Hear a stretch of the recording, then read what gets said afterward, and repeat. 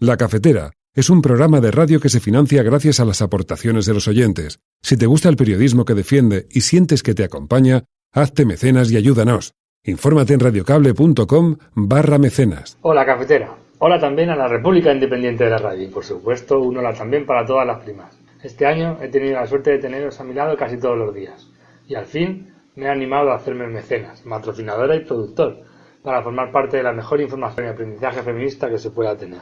He conseguido convencerme porque es la primera vez en mi vida que tengo paga extra. Sí, a mis 37 años. Y bueno, por inesperada, supongo que me he convencido. Bueno, que muchísimas gracias por estar ahí siempre y sigamos luchando por un mundo más justo, agroecológico, feminista y sosegado. Saludos.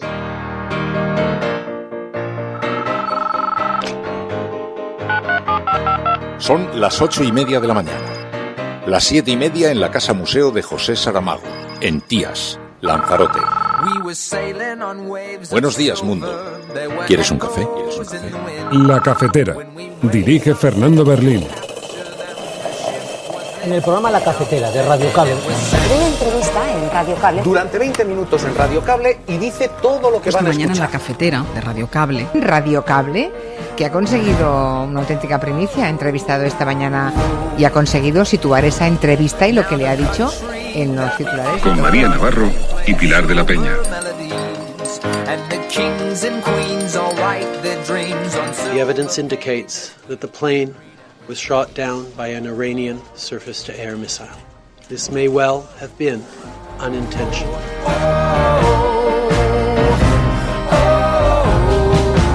Da entrevista, para de tuitar. Governo não vai para frente tuitando, não. Pare de ser puxa-saco dos Estados Unidos, que isso não ajuda ninguém. Que no pueda estar andando como Pedro en su casa. Don Evo Morales le debe a los bolivianos muchas explicaciones y tiene cuentas pendientes en este país. Por eso es que lo estamos esperando. Lo estamos esperando. Que venga, no tenga miedo, lo vamos a cuidar. Muy bien, yo creo que tenía que haberse producido antes. La situación de diálogo entre administraciones y entre gobiernos y entre presidentes de gobierno no debiera ser una excepcionalidad ni debiera de ser producto de procesos políticos como el que hemos vivido, sino producto de la normalidad institucional. La apuesta por la vía política ante las cloacas del Estado, la apuesta de la vía de la negociación, la apuesta por la mesa y la consulta no va a desaparecer por la presión a última hora del Partido Popular, de Ciudadanos y de Vox. Si ellos se pensaban que con esta operación de ayer mismo, a media tarde, íbamos a renunciar a tener una mesa de negociación para abordar un conflicto político, pues les decimos de forma bien clara que fracasan.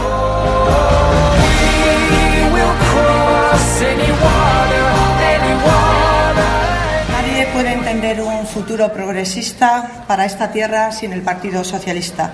Por eso mantenemos nuestro compromiso con Cantabria. Los socialistas no vamos a dejar abierta la posibilidad de que el Partido Popular y las derechas puedan llegar al gobierno de Cantabria. Hemos dicho no, pero respetamos y queremos que ese gobierno funcione y que las reivindicaciones que tiene hechas Cantabria cuenten con el apoyo del partido en Cantabria. Que se garantice que esto siga adelante, todo lo que está en los boletines, etcétera. Porque grave sería, y cuidado, con que se tomaran represalias en esa línea, ¿eh?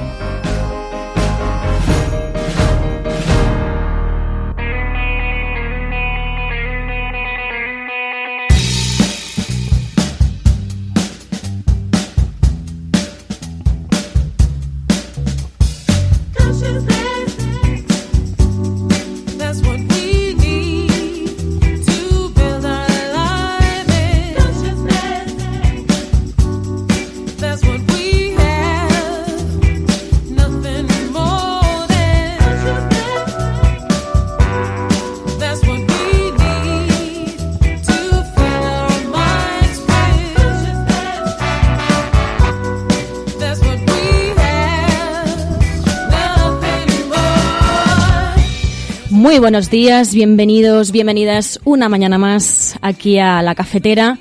Estamos ya por aquí, ya os veo a quienes os habéis levantado pronto para estar aquí. Alberto Martínez, Tomás, Ayla, Lía, Elena Noruega, Mamen Páez, muy buenos días, José, Edi, Pedro Quintana, Elena Noruega. También tenemos por aquí a Tania de la Fuente, que hacía ya días que no te veíamos por aquí. Hoy es un día en el que, como sabéis, bueno, pues la actualidad política vuelve a dar que hablar, sobre todo ahora que no han pasado ni 100 días de gracia para este nuevo gobierno. Pero como decimos, no se preocupen, que todavía tenemos más agoreros que vicepresidencias.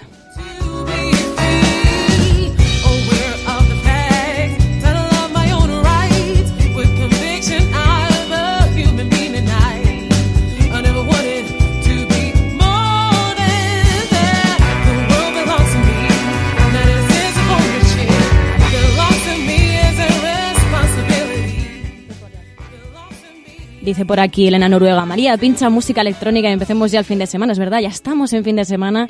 Hoy es viernes, pero antes tenemos muchas cosas que analizar para empezar el fin de semana informados e informadas. Así que id incorporándoos, las que estáis en directo, las que escucháis desde la retaguardia, a todas. Muy buenos días, muy buenas tardes o muy buenas noches.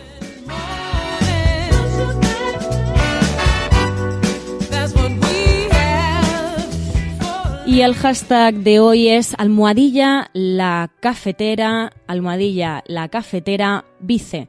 Por lo de las vicepresidencias, que como sabéis, pues ha dado mucho que hablar, lo vamos a comentar ahora luego a continuación con el repaso de portadas que solemos hacer todas las mañanas, el repaso de las portadas de papel, cuáles son los temas más destacados, y os podéis imaginar que el tema de las 4 vicepresidencias pues da mucho que hablar. Además, hoy también repasaremos la actualidad internacional con Pilar de la Peña, la actualidad internacional de esta semana, y también cómo han visto los medios internacionales todo lo que ha ocurrido en España.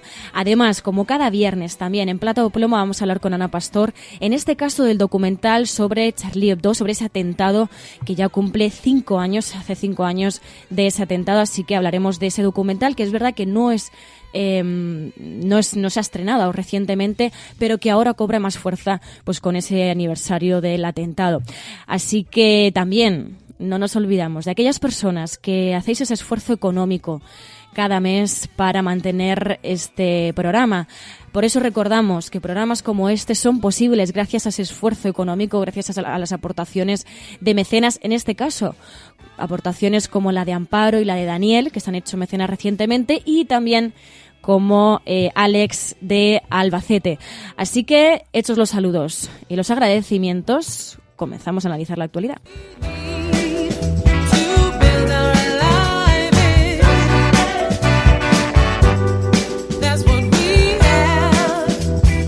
Ahora, querida clase, aprenderán a pensar otra vez por sí mismos.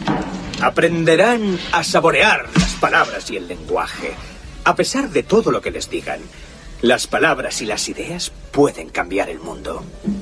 Les contaré un secreto. Acérquense. Acérquense. No leemos y escribimos poesía porque es bonita. Leemos y escribimos poesía porque pertenecemos a la raza humana. Y la raza humana está llena de pasión. La medicina, el derecho, el comercio y la ingeniería son carreras nobles y necesarias para dignificar la vida. Pero la poesía, la belleza, el romanticismo, el amor, son las cosas que nos mantienen vivos. Citando a Whitman: oh mi yo, oh vida de sus preguntas que vuelven, del desfile interminable de los desleales, de las ciudades llenas de necios. ¿Qué de bueno hay en estas cosas, oh mi yo, mi vida? Respuesta: que tú estás aquí, que existe la vida y la identidad, que prosigue el poderoso drama y que tú puedes contribuir con un verso. Que prosigue el poderoso drama y que tú puedes contribuir con un verso. ¿Cuál será su verso?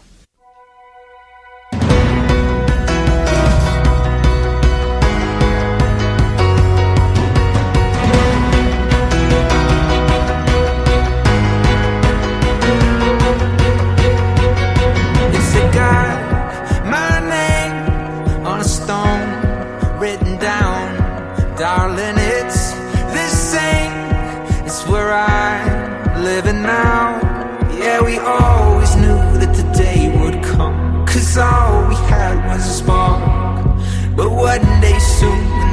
sparks all bloom in the chase and back the dark. I'm gonna see you again on the gold street, standing next to me. I know I'm gonna see you again.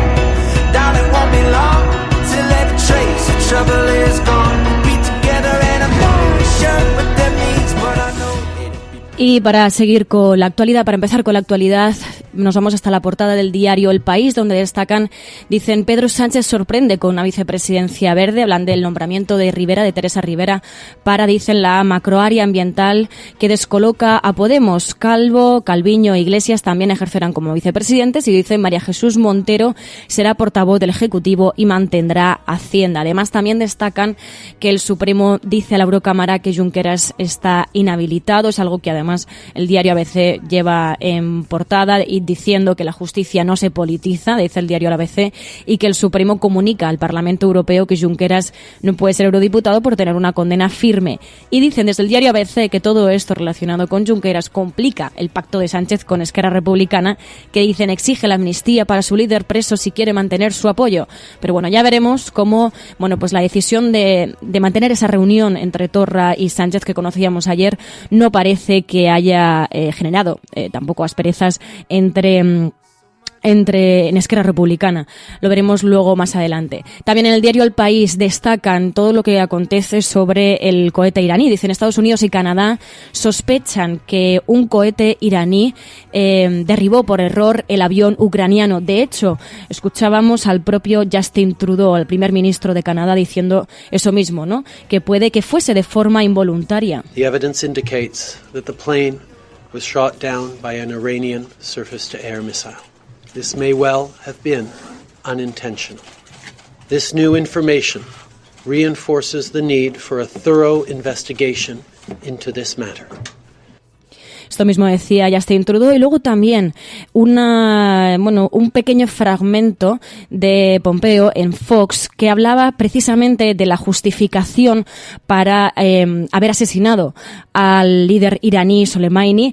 Y bueno, él decía que claro, que es que el propio Soleimani planeaba ataques inminentes. Sin embargo, luego en la propia entrevista en Fox no era capaz de decir cuándo ni cómo se iban a producir supuestamente esos ataques por parte del líder iraní. There is no doubt that there were a series of imminent attacks that were being plotted by Qasem Soleimani.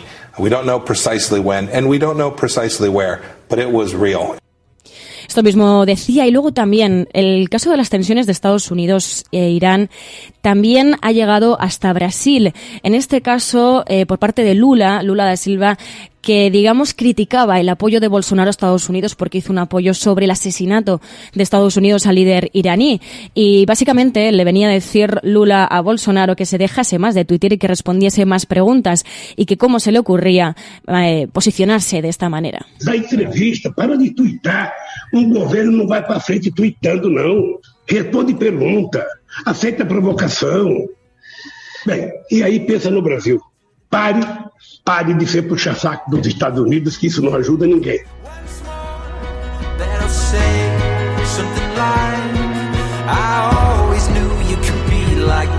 I saw flashes and glimpses before, but they fade, they seem like a distant dream. Bueno, pues vemos cómo las tensiones entre Irán y Estados Unidos están salpicando también a otros países, también básicamente de manera global, pero como sabéis ya lo hablaremos también con Pilar de la Peña, que nos hablará sobre cómo ha trascendido este asunto en la prensa internacional, lo veremos más adelante. Y también en el diario El País hablan en este caso sobre venezolanos a ritmo de récord. Las llegadas a Madrid superan ya las 20.000 personas al año. Dicen que la llegada a Madrid de inmigrantes venezolanos sigue un ritmo ascendente desde hace 5 años, con llegadas anuales que llegan a superar las 20.000 personas y se sitúan claramente, dicen, por encima de cualquier otra nacionalidad. Y como decíamos en el diario ABC, bueno, pues hablan de que la justicia no se politiza, hablando sobre esa decisión del Tribunal Supremo que ha comunicado al Parlamento Europeo que Junqueras, dicen, no puede ser eurodiputado por tener, dicen, una condena firme, y esto dice que complicaría el pacto de Sánchez con Esquerra Republicana. Republicana. Y en el diario El Mundo también se hacen eco de esta decisión del Tribunal Supremo. Dicen carga contra el gobierno por favorecer a Junqueras. Marchena arremete contra el descrito de la abogacía que despejó el apoyo de Esquerra Republicana a Sánchez. La Sala no puede aceptar lo que la ley no permite aceptar, así que veremos ahora también qué trascendencia va a tener esto también en el Parlamento Europeo, porque evidentemente va a tener consecuencias. En el diario El Mundo, sobre el tema de las vicepresidencias, dicen Sánchez irrita a Iglesias al equipararle a otras 3 vicepresidentas. No a otras 3 vicepresidencias, sino a otras 3 vicepresidentas. Dicen, diluye la oposición en el gobierno del líder de Podemos, nombrando a Calvo, Calviño y Rivera. María Jesús Montero será la nueva portavoz, pero el titular es Sánchez irrita a Iglesias al equipararle a otras 3 vicepresidentas. También hablan, en este caso, de la opaca, dicen, sociedad con la que tributó el ministro Castells. También que el Partido Popular da por inviables los grandes pactos propuestos al Partido Socialista, y también se hacen eco de la situación sobre el derribo del avión ucraniano. Dicen que la inteligencia de Estados Unidos cree que Irán derribó por error el avión ucraniano. Y en este caso, en el caso del diario El Mundo, también hablan de Bolivia. Dicen que el maletín con $100.000 de la secretaria del Hombre Fuerte de Evo fue detenida cuando se dirigía a Buenos Aires con dinero de la petrolera venezolana PDVSA. También escuchábamos sobre Bolivia en este caso, y hay que hacer una matización porque además en el audio pues puede que no se aprecie, pero en la imagen sí. A continuación escucharemos a Arturo Morillo, ministro del gobierno de Bolivia, que pedía a la Interpol la orden de detención a Evo Morales, pedía la detención de Evo Morales, pero cuando se escucha un pequeño sonido, se escucha ese sonido porque lo que hace es que mientras está dando esa rueda de prensa, mientras está pidiendo la detención de Evo Morales, está sacando unas esposas. Y mientras está sacando las esposas, mientras tiene las esposas en la mano, dice que tranquilo, Evo Morales, que nosotros te vamos a cuidar, no te vamos a hacer nada. Que no pueda estar andando como Pedro en su casa.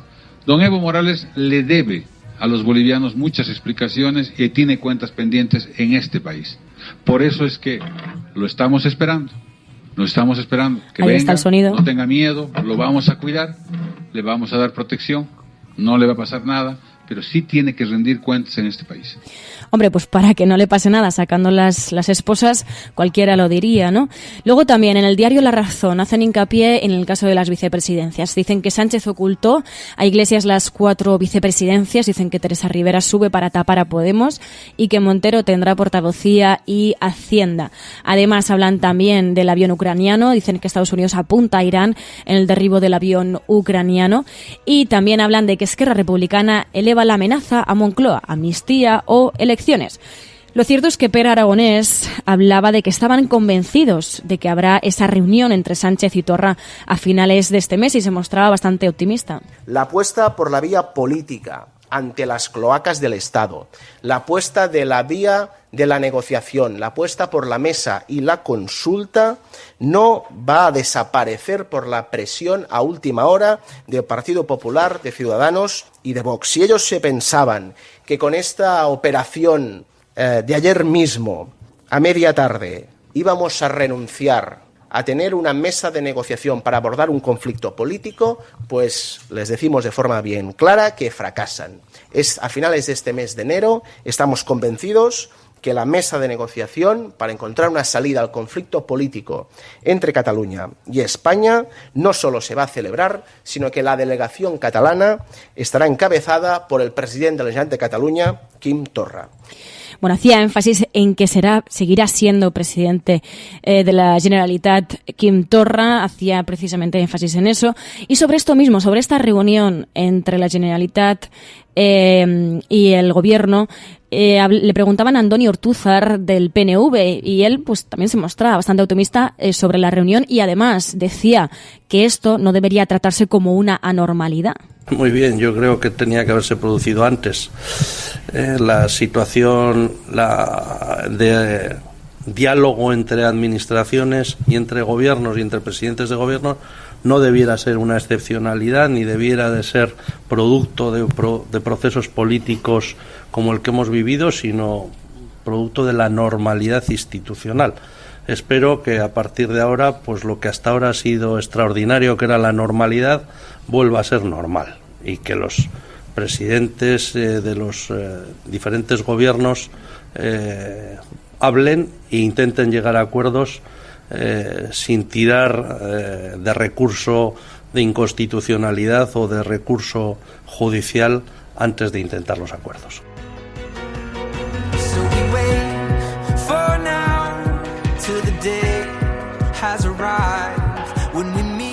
Pues escuchábamos a Antonio Ortúzar sobre esa reunión entre Quim Torra y Sánchez que conocíamos ayer que se va a producir, pero también está la cuestión sobre las relaciones entre el Partido Socialista y el Partido Regionalista Cántabro, porque como sabéis, el diputado del Partido Regionalista Cántabro votó en contra de la investidura, a pesar de que en un principio sí que iba a votar a favor, pero bueno, votó en contra aludiendo también a los pactos con los independentistas. Bueno, pues esto ahora estaba la incógnita sobre cómo iba a afectar al gobierno de Cantabria entre el Partido Socialista y el Partido Regionalista Cántabro. Sin embargo, Noelia Cobo, del Partido Socialista de allí de Cantabria, decía que van a seguir en el gobierno y que todo seguirá como antes. Nadie puede entender un futuro progresista para esta tierra sin el Partido Socialista. Por eso mantenemos nuestro compromiso con Cantabria.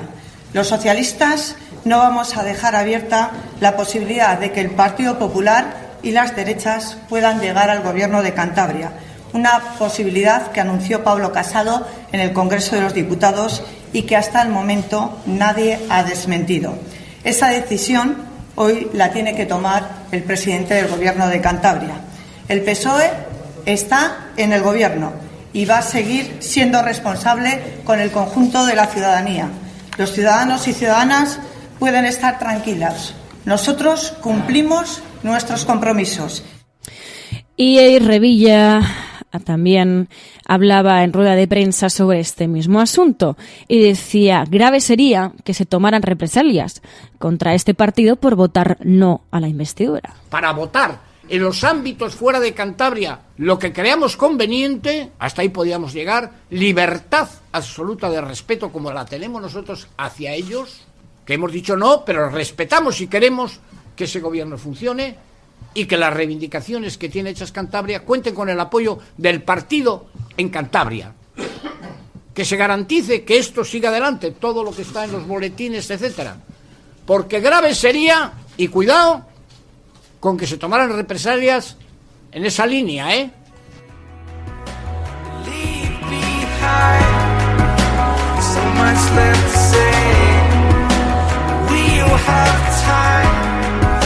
Forever there's another day when I see you again on the gold street standing next to me. I know I'm gonna see you again. Now it won't be long till every trace of trouble is gone. We'll be together and I'm not sure what that means, but I know it'll be better than we ever dreamed. Muchos amigos, muchos compañeros, mucha gente que me aprecia, pero si mi corazón no anda preciso un cardiólogo. Eso me lo da la sociedad. Y si mi auto se para en una esquina, preciso un mecánico, y eso me lo da la sociedad. Y preciso zapatos. Y si no estuviera eso, andaríamos como un cuero. Seríamos una criatura insignificante, porque fue la sociedad que nos creó el instinto, ese de pertenecer a una grey, aprender a cooperar entre nosotros y enfrentar las dificultades. Y esto es la construcción de la civilización. La civilización no es otra cosa que la solidaridad intergeneracional, que nos cae como un regalo cuando nacemos, pero nos cae con sus dolores, con sus amputaciones, con sus mezquindades también. Y la lucha es eterna y permanente. Nunca vamos a llegar a un mundo perfecto. Vamos subiendo escalones. La esperanza no es llegar, la esperanza es caminar. No hay triunfo seguro. El único triunfo es volverse a levantar cada vez que uno cae y volver a empezar. ¿Por qué? Porque al fin y al cabo, el primer valor es la vida. Y el único milagro que hay arriba de la tierra es haber nacido.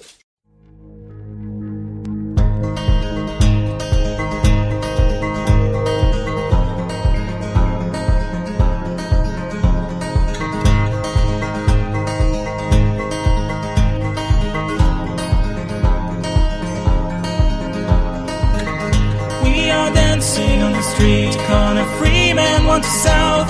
We watch a set across, heading further to New York while we burning in the heat. On the state route through the drought, the highway's melting down. Our tire seems to drown.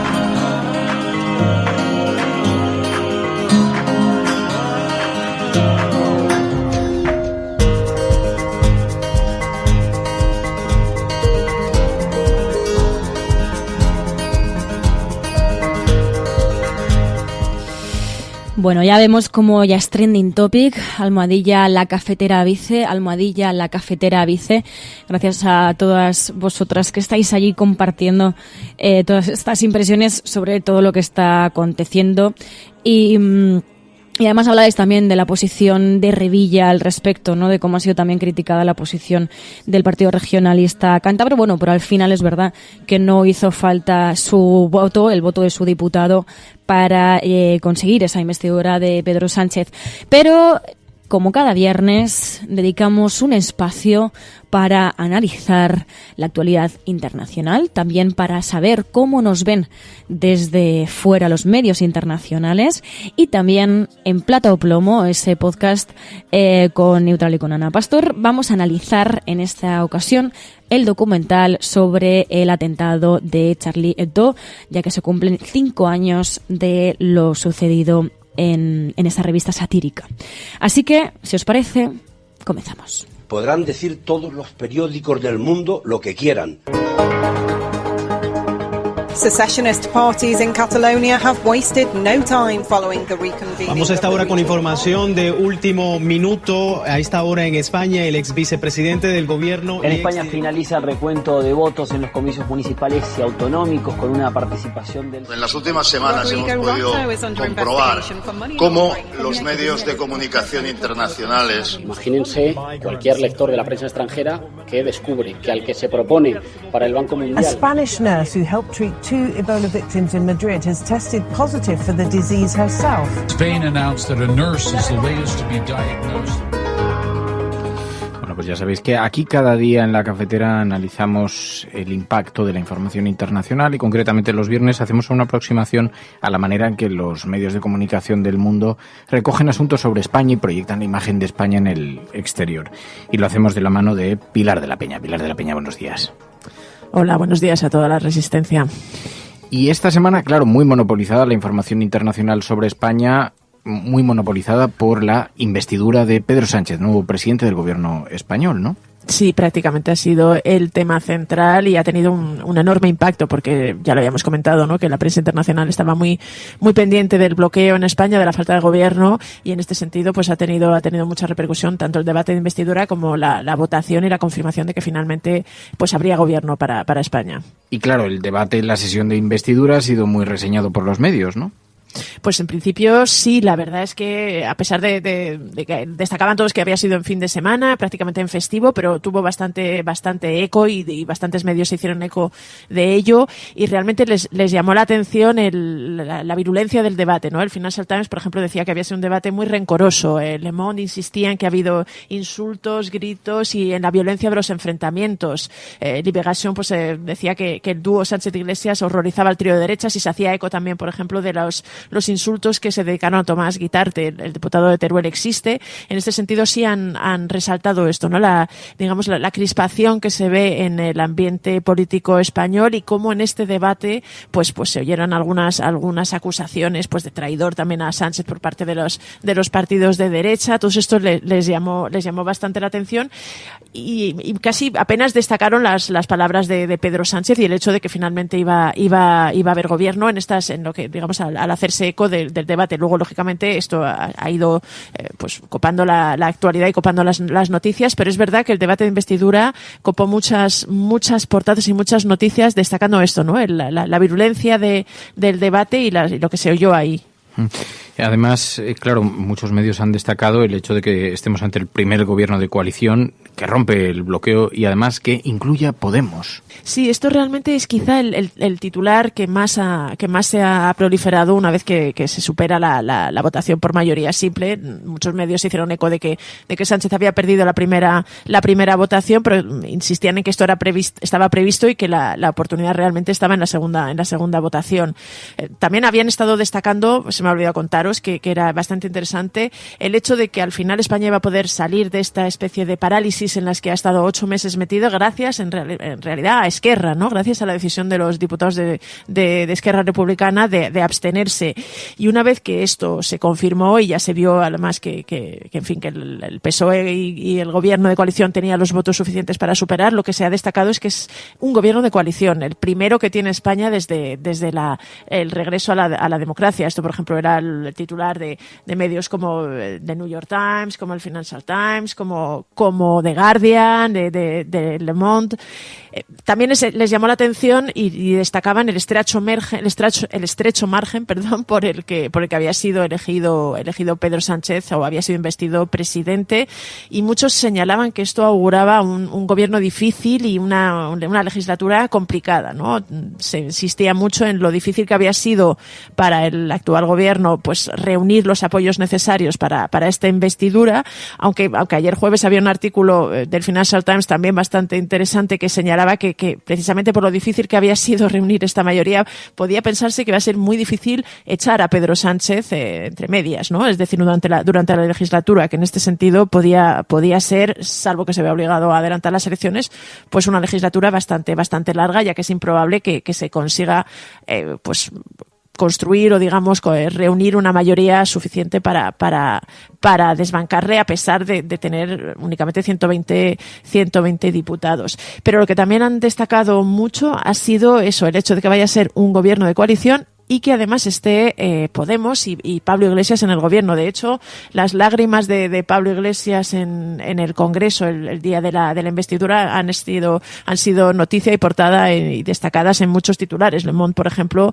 le dedicaba un artículo precisamente a esto, ¿no? Más que a las lágrimas en sí, al hecho de que finalmente Podemos vaya a estar en el gobierno. Y esto abre también una nueva vía. Me parece que era Bloomberg, un artículo de Bloomberg que lo destacaba, una cosa que interesa desde fuera de España también, que es una especie de experimento para ver un partido socialdemócrata tradicional en España que se alía con una fuerza pues antiausteridad, digamos, más de una izquierda más radical, que es uno de los calificativos que varios medios dedican a Podemos, y en este sentido hay bastante expectación ante lo que pueda pasar. También hay muchos medios que advierten de que todo indica que va a ser un gobierno muy frágil y con una andadura muy complicada, pero en general sí que hay cierta digamos expectativas de ver qué puede conseguir. En ese sentido, Pilar, y viendo tú haces un análisis bastante detallado de la prensa internacional, lo has estado haciendo durante todos estos meses. La perspectiva desde la que se observa este gobierno aquí provoca un cierto miedo en sectores muy, muy conservadores, pero la prensa internacional, incluso aquellos medios más conservadores, ¿han presentado también ese sesgo? ¿Presentan ese temor? Bueno, ayer jueves había varios artículos que destacaban como entre los objetivos y digamos las metas que se ha planteado este gobierno está derogar la reforma laboral, y esto es una cosa que sí preocupa en cierta medida fuera de España, porque la reforma laboral se ve como una de las herramientas que ha ayudado a España a superar la crisis, y en este sentido hay varios diarios o varios medios, digamos, financieros y económicos que sí lo resaltan, aunque también señalan que le va a resultar bastante difícil al gobierno, que va a tener serios problemas para conseguir derogar esa parte de la reforma laboral. El Financial Times, por ejemplo, también indicaba que podría ser a lo mejor un error obligar a las empresas a volver a los convenios, a la negociación por convenios, porque esto le daba una flexibilidad a digamos, las compañías para poder luchar o hacer frente a cambios rápidos e imprevistos, pero en general sí que existe un poco esa perspectiva de esa, digamos, expectación ante lo que puede hacer. Bloomberg también tiene un artículo artículo en que advertía de que, bueno, la coalición tenía en el punto de mira a los bancos, quería recortar, digamos, el tamaño de los bancos y también quería subir los impuestos a las grandes empresas.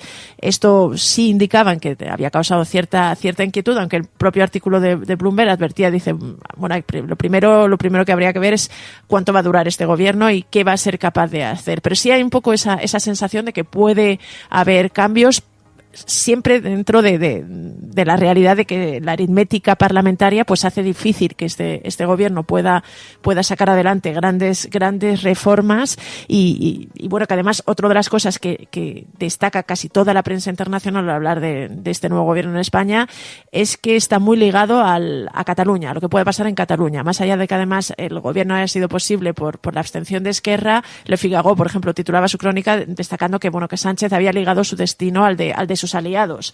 El Financial Times también me parece que lo destacaba, que al final, en este caso, el hecho de que Esquerra y el PNV hayan apoyado de cierta forma de forma definitiva a Pedro Sánchez para que sea investido presidente, les obligaba un poquito a respaldarle y a apoyarle y a intentar que la legislatura fuera larga. Pero claramente Cataluña se ve como uno de los condicionantes que además puede marcar la supervivencia del gobierno, ¿no? La capacidad que pueda tener este nuevo ejecutivo para buscar una vía de encaje, buscar alguna solución. El Frankfurter Allgemeine, el principal diario de Alemania, en este sentido incluía un comentario que decía si Pedro Sánchez consiguiera esto, realmente se merecería un sitio en los libros de historia europeos. Pero se tiene la sensación eso de que va a ser una tarea muy difícil también por la oposición tan dura y digamos las fuerzas centrífugas que como han definido algunos a la política española, las fuerzas centrífugas de la política española a nivel interno, pues pueden hacer complicada esta tarea.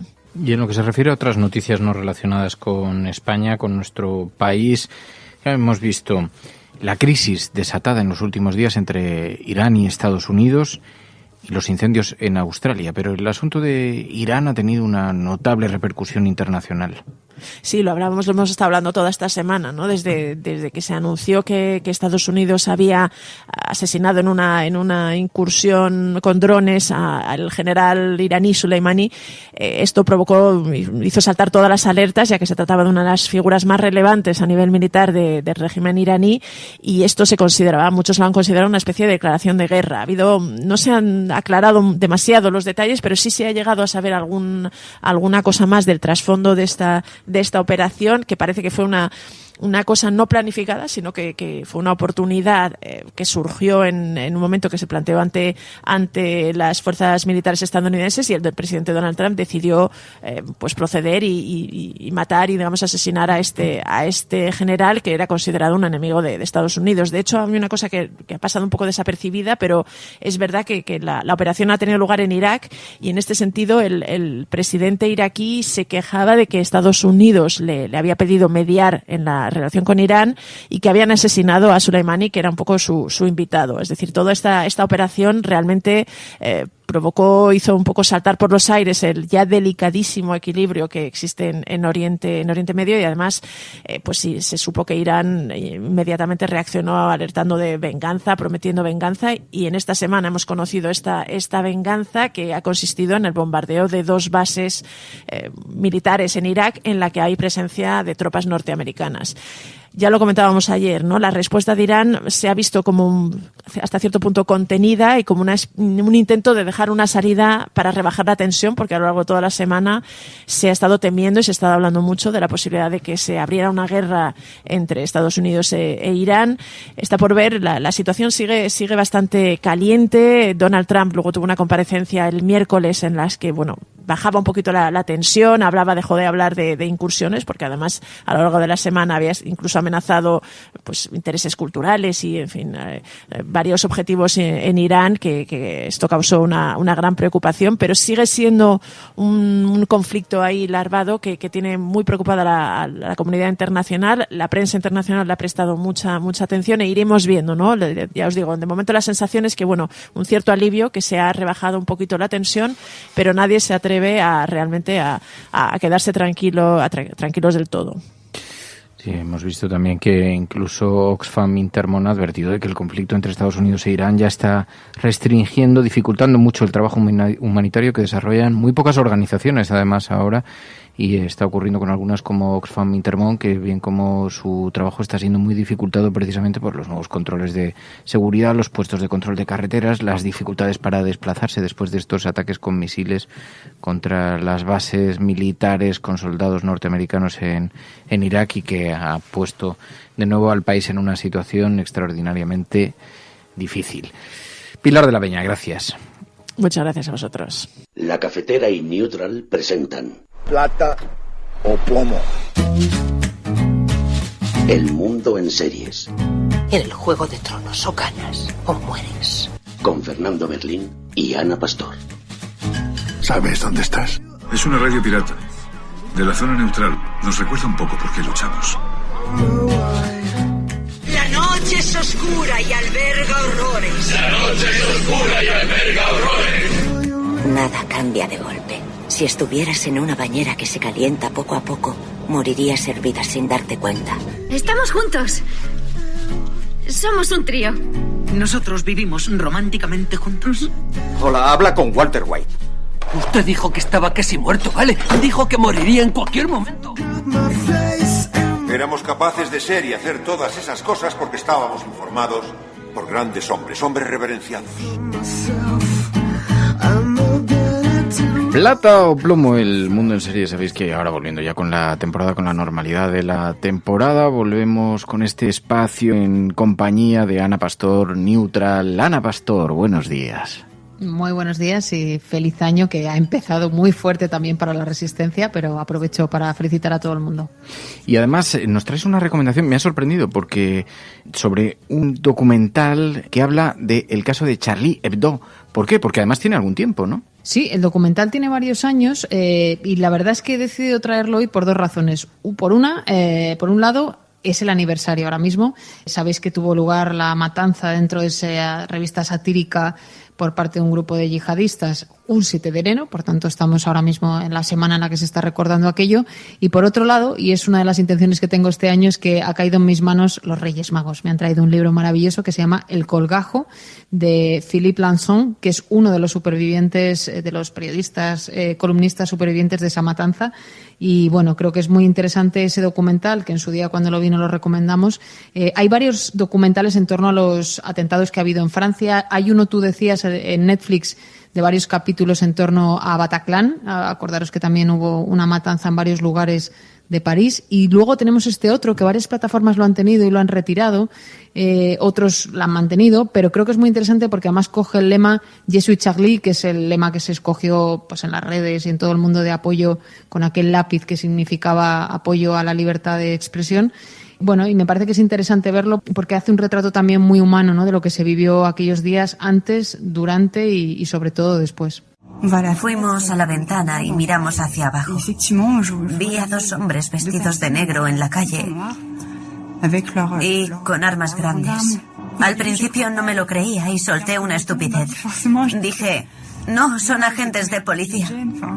Y en este documental se narra, en efecto, como decía Ana Pastor, lo ocurrido aquella mañana, aquella fatídica mañana en Francia. Creo que la primera vez que se exhibió este documental fue en el año 2015 y va viajando por todos los protagonistas, ¿no? Los protagonistas que quedan con vida, que vivieron los hechos, algunos testigos alrededor, también en los edificios de alrededor, ¿no? Y es muy interesante porque ya sabéis que Charlie Hebdo, el equipo de Charlie Hebdo, por lo provocativos que eran, habían sido amenazados. Es más, el director tenía dentro de la sala donde se produce la matanza una persona de seguridad, pero la realidad es que no se pudo evitar, lógicamente, el atentado cuando entran 3 o 4 personas armadas hasta los dientes con Kalashnikovs y se ponen a disparar directamente a todo lo que ven, ¿no? Escuchamos algunos de esos sonidos de supervivientes de ataques terroristas como estos porque el documental de Charlie Hebdo, por ejemplo, yo recuerdo una de las mujeres compañeras de ellos que trabajaba en el edificio que abre la puerta cuando están entrando los terroristas, en una puerta que estaba bloqueada con un código de seguridad, y ella se da cuenta que les está dejando pasar y lleva toda la vida torturándose porque pensó que quizás si no les habría evitado el atentado, cosa completamente imposible porque habrían entrado de otra manera y la habrían matado también a ella, ¿no? Pero es un retrato bastante humano de lo difícil que es sobrevivir también a una tragedia, preguntarte por qué en una sala en la que durante solo 3 minutos matan a 12 personas y hieren a otras 11 y tú sobrevives, ¿no? Y lo que ves cuando abres los ojos debe ser la imagen más terrible, horrible y desoladora que te va a acompañar toda la vida. Nos pararon en las escaleras. Bajaban desde la 3ª planta. Vi las armas. Pegué un grito del susto. Era impactante. Al principio pensé que era la policía. Pero cuando vi que zarandeaban a Coco, pensé, ¿por qué la policía trata a Coco así? Lo que dicen los directores que pretendían es rendir un homenaje a los 11 empleados de la revista que fueron asesinados en este atentado terrorista. Está dirigido por Daniel y Emmanuel Leconte y va viajando a través de esos sucesos por unos días que conmocionaron completamente al mundo, porque además los sucesos de la revista Charlie Hebdo lo que consiguieron fue una extraordinaria ola de solidaridad en todo el planeta, ¿verdad? Sí, eso lo retrata muy bien. El libro, El colgajo, también el protagonista, el autor, el superviviente, dice que en el momento del atentado, justo antes, Charlie Hebdo estaba en un momento económico y de impacto social muy débil, ¿no? Porque es verdad que ellos llevaban muchos años, pero no estaban consiguiendo remontar en números la revista, ¿no? Cuando se produce el atentado, desgraciadamente, una de las consecuencias que tiene, que fue lo único bueno, es esa ola de solidaridad, como tú dices, muchísima gente salió a la calle y el primer número que se hizo unos días después fue, desde luego, el más vendido, pero además a niveles de venta de grandes diarios en días muy, muy importantes, ¿no? Lo que cuenta el documental, y por eso creo que es bonito recordarlo también en el aniversario, es el ejercicio de reconstrucción vital, emocional y laboral que hacen los supervivientes para tratar de sacar adelante ese número en homenaje a los que han muerto, ¿no? Muchos de ellos estaban muy heridos en el hospital y no pudieron colaborar, pero los que incluso tenían algún tipo de herida y pudieron, estuvieron con otros compañeros periodistas que les ayudaron y que les alojaron en sus redacciones para tratar de sacar ese número adelante, ¿no? Y yo creo que también enseña un poco la otra parte, ¿no? Después de la maldad y el dolor y lo que vivieron, cómo Francia, y no solo, se unió, a pesar de que mucha gente no creía o no le gustaba o le parecía demasiado fuerte lo que Charlie Hebdo dibujaba en sus portadas. Bueno, pues fue una manera también de demostrar que la libertad de expresión y las democracias son más fuertes unidas, y a pesar de esa desgracia. Porque también abrió un debate formidable sobre los límites de la libertad de expresión, los límites del humor, y creo que además en este documental que nos recomiendas, en Je suis Charlie, hay una entrevista también a Kabou, al dibujante responsable de la caricatura a Mahoma, que fue la que utilizaron después como justificación los terroristas, y creo que hay una entrevista, él murió en el atentado, fue una de las víctimas del atentado, pero creo que hay una entrevista de archivo, una entrevista que se le había hecho en el pasado, que también viene recogida en este documental. El libro, en todo caso, no tiene el mismo enfoque, ¿no?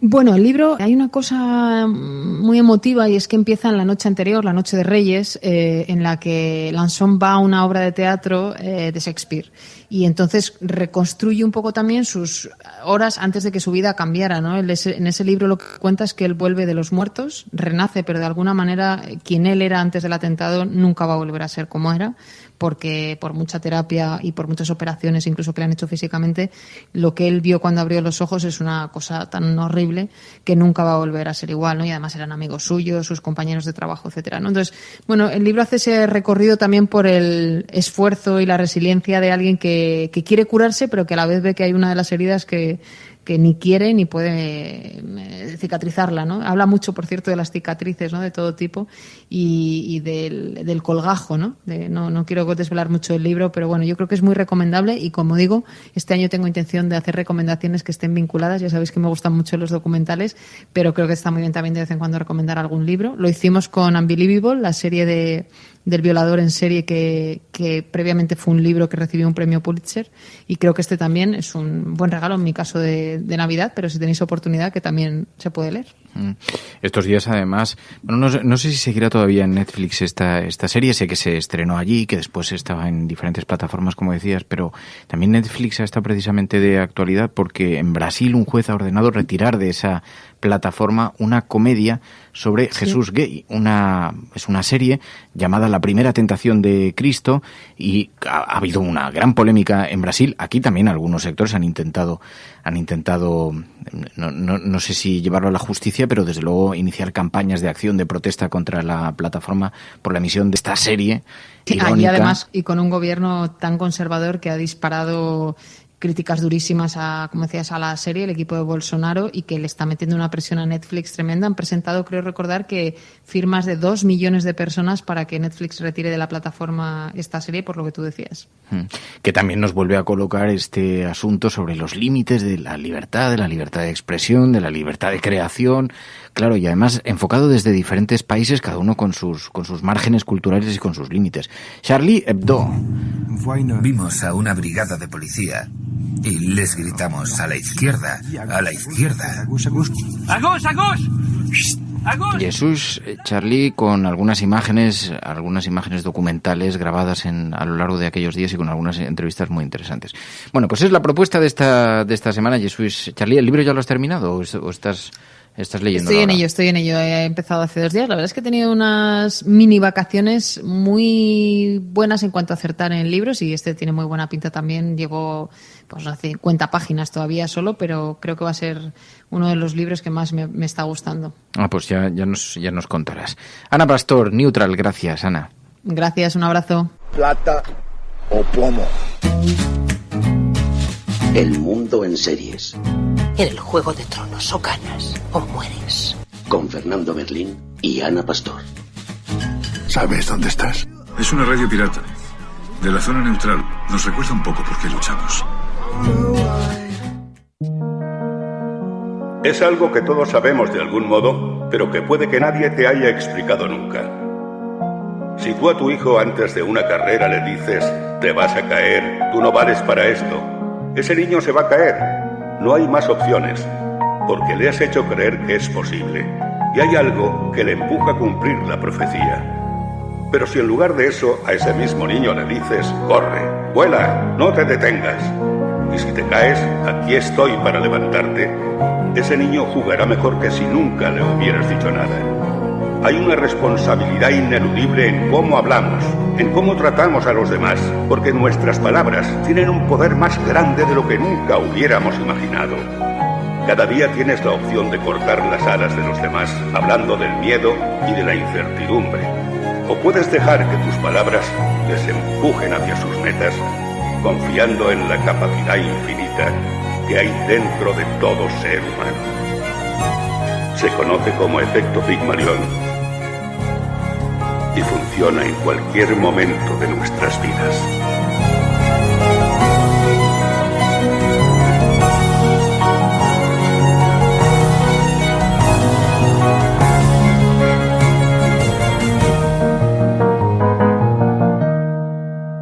Before I drift away, speak to my heart, reminding me where I belong. I am not allowed to walk alone. You will not rest until I'm safe. Bueno, y hasta aquí el programa de hoy, hasta aquí esta semana que ha sido tan convulsa, nunca mejor dicho. Hemos pasado esa investidura durante el fin de semana, además nos habéis acompañado todos los días y esto os lo agradecemos muchísimo, que os hayáis levantado pronto e incluso que el fin de semana lo hayáis interrumpido durante algunas horas para estar aquí acompañándonos para seguir esa investidura de un gobierno que, recordamos, todavía no ha cumplido ni 100 días, pero ya está recibiendo las primeras críticas, incluso antes de saber oficialmente cuáles serán los ministros y las ministras, los vicepresidentes y vicepresidentas.